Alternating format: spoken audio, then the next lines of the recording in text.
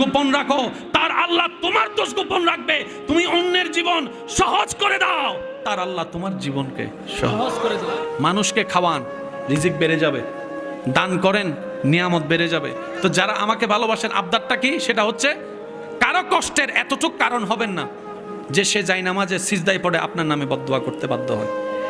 এই কাজটা করেন না, কারণ এক একটা চোখের পানি আল্লাহর কাছে বড় ডকুমেন্ট হয়ে থাকে। কথা বলেন না ভাই?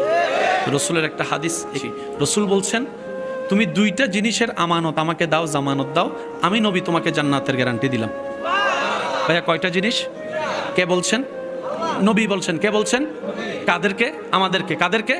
নবী বলছেন আমাদেরকে, উম্মত তুমি আমাকে দুইটা জিনিসের জিম্মাদারি দাও, হেফাজতের, আমি তোমাকে জান্নাতের গ্যারান্টি দিলাম। ইয়া রাসূলুল্লাহ, দুইটা জিনিস কি? নবী বলছেন, একটা হচ্ছে দুই রানের মাঝখানের স্থান, অর্থাৎ লজ্জাস্থানের গ্যারান্টি তুমি আমাকে দাও, আর একটা হচ্ছে তোমার জিব্বার গ্যারান্টি আমাকে দাও।